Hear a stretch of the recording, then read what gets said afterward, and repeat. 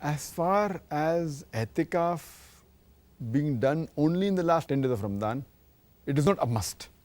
Since i'tikaf, as I mentioned, is voluntary, unless you make a vow, it's a sunnah. It can be done in any day of the year.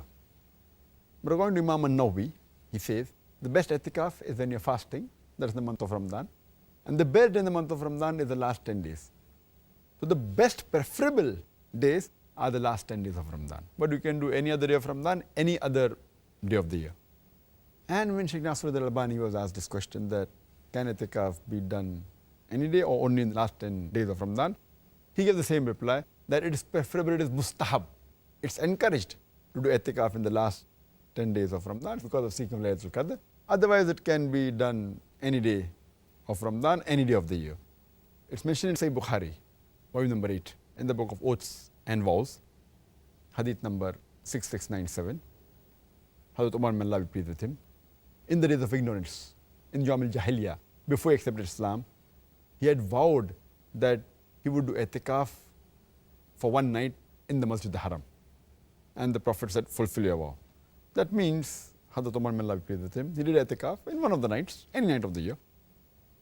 It's further mentioned in Sahih Muslim, volume number 2, in the book of fasting, hadith number 2641, that the Prophet did i'tikaf for the first 10 days of Shawwal.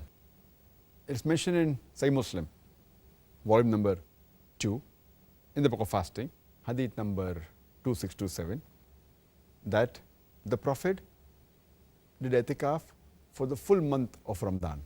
The first 10 days of Ramadan, then the middle 10 days, then the last 10 days. It's further mentioned in Sahih Bukhari, volume number 3, in the book of i'tikaf, hadith number 2044, that the Prophet did i'tikaf for 20 days in the month of Ramadan before he died. That means the last time he did i'tikaf, just before he died, last Ramadan of his life, he did i'tikaf for the last 20 days. And it's mentioned in the hadith that because Archangel Gabriel, he rehearsed with him the Quran twice, therefore he did for 20 days. And it's mentioned in Sahih Bukhari, volume number 3, in the book of i'tikaf, hadith number 2026, that the Prophet used to do i'tikaf for the last 10 days of Ramadan. And after he died, his wife continued with the practice.